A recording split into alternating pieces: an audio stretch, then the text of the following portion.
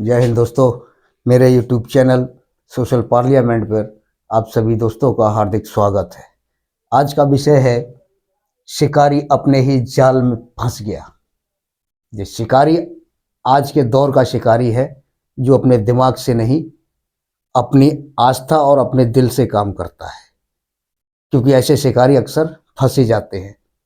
शुरू शुरू में नहीं फंसते, लेकिन आखिर में कहीं आके इतनी बुरी तरीके से फंसते हैं कि इनको संभलना और निकलना बहुत मुश्किल हो जाता है। क्योंकि एक पुरानी कहावत है, सियार की जब मौत आती है तो वो शहर की तरफ भागता है। पहले तो वो शिकार करता है जंगल में करते करते उसका आत्मविश्वास इतना बढ़ जाता है कि चलो अब मैं शहर की तरफ भागूं। तो इस सियार ने भी वही काम किया है। अब वो शहर की तरफ भागा है, और शहर में क्या मिलता है सियार को? सिर्फ मौत। दरगाह पर और मस्जिदों पर जो हमले हो रहे हैं, ये अति आत्मविश्वास और वो क्या नाम है, ज्यादा अपने पावर की, ताकत की जो वो होती है पावर की, वो उसमें कहीं गुमराह से हो गए। उसमें इतना नशे में चूर हो गए हैं कि अब इनको जंगलों में शिकार करते करते इतना हो गया कि अब मैं शहरों की तरफ भागूं। तो वो शिकार करने के लिए अब शहरों की तरफ भागे। शहर का मतलब दरगाह की तरफ है। वो दरगाह जिस दरगाह से हर पंथ के लोग, हर धर्म के लोगों को वहां शिफा मिली है, फायदा मिला है, उनकी मन्नतें पूरी हुई है। क्योंकि वो दरगाह ऐसी है जहां भेदभाव बिल्कुल नहीं होता। वहां सिर्फ ये होता है कि इंसान जो है, एक ही परमात्मा, एक ही अल्लाह की पैदाइश है। उन्हीं ने यहाँ संसार में भेजा है। इसमें कोई भेदभाव इन्होंने शुरू से ही नहीं किया। दरगाह जिनकी है वो है ख्वाजा गरीब नवाज रहमतुल्लाह अलैह। ठीक है जी। अब बात करते हैं फैशन मस्जिद के नीचे मंदिर। 2014 के बाद से ये एक तरीके से फैशन सा हो गया है कि हर मस्जिद के नीचे मंदिर को ढूंढना, हर मस्जिद के नीचे, हर दरगाह के नीचे या हर ईदगाह के नीचे शिवलिंग को ढूंढना, ये एक फैशन हो गया, आम बात हो गई है। कभी कोई पिटीशन कोर्ट में दायर कर देता है तो कभी कोई पिटीशन दायर कर देता है, और इसका विरोध हल्के फुल्के तरीके से ही किया गया है। अब इन लोगों का इतना हौसला बढ़ गया कि कोई कुछ बोल ही नहीं रहा है। अब हम तो चाहे जो मर्जी करें, और सत्ता जो है हमारे पक्ष की बैठी हुई है। कानून हमारा, अदालत हमारी, सब कुछ हमारा, संविधान हमारा, कोई क्या बिगाड़ लेगा। ये गुमराही के रास्ते पर ले जा रहा है, ये शहर की तरफ भगा रहा है। अभी जो मैंने आपको कहावत बताई वो शहर की तरफ ही भगा रहा है। अजमेर दरगाह का इतिहास, ये फारस से आए थे ख्वाजा गरीब नवाज, और बचपन से ही ये अपनी इबादत में लग गए थे। और इतनी ताकत इनके अंदर थी कि अल्लाह इनकी कोई भी बात को टालने से इनकार नहीं कर सकता था। इनको हिदायत दी गई कि आप इंडिया, भारत में जाइए।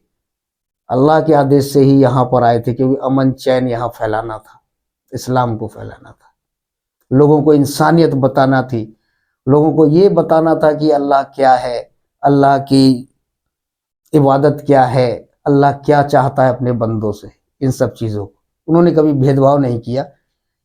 लेकिन जो जिन लोगों को ख्वाजा गरीब नवाज के उपदेश अच्छे लगे, वो खुद ब खुद अपने ही मर्जी से उन्होंने अपना मजहब बदला था। ठीक है जी। अब ये 1236 ईस्वी में जब ख्वाजा गरीब नवाज का इंतकाल हुआ था, तो इनकी दरगाह को, जैसे कब्रिस्तान में आम इंसान की जैसे कब्र होती है, मिट्टी पर, जमीन पर, भूमि पर, इस तरीके से ही इल्तुतमिश ने इनकी दरगाह को छोटा सा एक बना दिया था। लेकिन हुमायूं के दौर में इसे बड़ा किया गया और 1911 में दरगाह का जो मेन गेट है बड़ा सा, हैदराबाद के निजाम उस्मान अली खान ने इसे भव्य रूप से बनाया। ये कई राजाओं ने इसे धीरे धीरे धीरे धीरे इसको दरगाह को बनाया और इसे रेनोवेशन कराया गया। इसमें कोई शक नहीं है कि ये मौजूदा हालत में जो है वो पहले से ही ऐसे धीरे धीरे बनती चली आई है और ये एकदम पाक साफ भूमि है। इस पे कोई भी स्ट्रक्चर पहले मौजूद नहीं था किसी दूसरे धर्म का। ठीक है जी। ये मस्जिदों पर हमला करने वालों का जो हाल हुआ था, जैसे बाबरी मस्जिद को ही आप ले लीजिए, पीवी नरसिम्हा राव 6 दिसंबर 1992 को जब ये हमला हुआ, मस्जिद को गिराया गया, तो आदेश आ रहा था, पीवी नरसिम्हा राव जी से संपर्क करने की कोशिश की जा रही थी कि मस्जिद को गिराया जा रहा है। इन्होंने कहा कि भाई मैं पूजा कर रहा हूं। ठीक है जी। जब ये मरे तो इनका वो हाल हुआ, बुरा हाल हुआ था, इनके शव को, इनकी लाश को कुत्तों ने नोच नोच के खाया था। ये आज भी इतिहास में दर्ज है। और दिल्ली में इनको, इनकी चिता को जलाने के लिए जगह भी नहीं मिली थी, तो इनके गृह राज्य में ही इनकी चिता को जलाया गया था। दूसरा, बाबरी मस्जिद पर जो हमला किया था, पहला हथौड़ा जिसने मारा था वो पानीपत का था, बलबीर नाम से। उसका भी लोगों ने, कई उसके परिवार के लोगों ने विरोध किया था, लेकिन जब उसे लगा कि आखिर सच्चाई क्या है तो उसने कुरान का अध्ययन किया और कुरान में ये पाया कि कोई भी मस्जिद, कोई भी इबादत गाह ऐसी जगह पर नहीं होना चाहिए जहां पहले से किसी दूसरे मजहब का कुछ निशान हो, मंदिर हो या कोई दूसरा धार्मिक स्थल हो, उसको तोड़ के नहीं बनाया जा सकता। वहां पे मस्जिद नहीं बन सकती और नमाज भी नहीं हो सकती। उस सच को उस बलबीर ने कसम खाई कि अब मैं मस्जिदें ही बनवाऊंगा। उसने अपना पूरा जीवन मस्जिदों को बनवाने में समर्पण कर दिया और इस्लाम धर्म कबूल किया था। उसके साथ साथ बलबीर के साथ उसी क्षेत्र के बहुत से ऐसे लोग थे जो पागल हो गए थे, दीवारों में सर मारते थे, उनको होशो हवास नहीं था, उनकी बहुत बुरी हालत हो गई थी। उनका आखिर ऐसा हुआ कि किसी इंसान को ऊपर वाला ऐसी हालत ना दे, क्योंकि अल्लाह का घर गिराया था, वो अपने नतीजे पर पहुंचे। अब क्या होगा, दरगाह पर हमला, ये यहां पर आके ये फंस गए हैं। शिकारी अपने ही जाल में फंस चुका है, ये शहर की तरफ दौड़े हैं, क्योंकि ख्वाजा गरीब नवाज की वो जो करामातें हैं ना, उन्होंने तो एक किन्नर के को भी अपने दुआ से गर्भवती कर दिया था, लेकिन बच्चा पैदा होने का रास्ता कोई नहीं था, इसलिए उसकी मौत हो गई थी। ऐसे बहुत सारे करामात हैं ख्वाजा गरीब नवाज की, जिंदा करामात है। एनडीटीवी के रजत शर्मा ने भी कहा था कि यह हमला बहुत नाजायज है दरगाह पर, अब इसका खमियाजा उन लोगों को भुगतना पड़ेगा, क्योंकि यहाँ की करामातें बड़ी बड़ी सेलिब्रिटी देखती चली आई हैं, वो मानते हैं। सुधीर चौधरी ने भी कहा था कि यह हमला बहुत ही गलत है, ये किसी विनाश की तरफ लेकर जाएगा, बर्बादी की तरफ लेकर जाएगा, तबाही की तरफ लेकर जाएगा। ये हमला मुझे लगता है कि अब ये आखिरी है और ये ख्वाजा गरीब नवाज इस हमले के बाद किसी मस्जिद पे या किसी दरगाह पे, किसी ईदगाह पे अब ये हमला करने लायक बचेंगे ही नहीं। ख्वाजा गरीब नवाज इनको छोड़ेंगे नहीं, ऐसी सजा देंगे कि ऊपर वाला इन्हीं के ऊपर छोड़ेगा कि जो तुम्हें मंजूर हो वो तुम करो। क्योंकि इससे पहले हम बाबरी मस्जिद को गिराने वालों का हाल देख चुके हैं और ये हाल तो जिंदा है।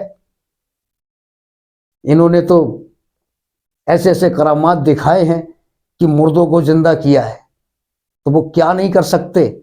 जिसने भी ये पिटीशन अदालत में दायर की है, अब आने वाला वक्त बताएगा कि उसके परिवार का हाल ख्वाजा गरीब नवाज क्या करने वाले हैं।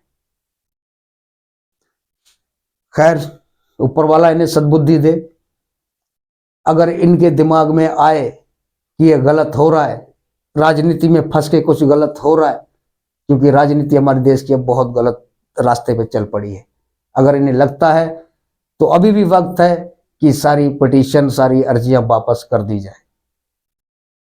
इसी के साथ मैं समापन करता हूं। इससे पहले अगर आपको ये मेरा वीडियो अच्छा लगा हो तो लाइक कीजिए, सब्सक्राइब कीजिए और बेल आइकन जरूर दबाइए। धन्यवाद। जय हिंद।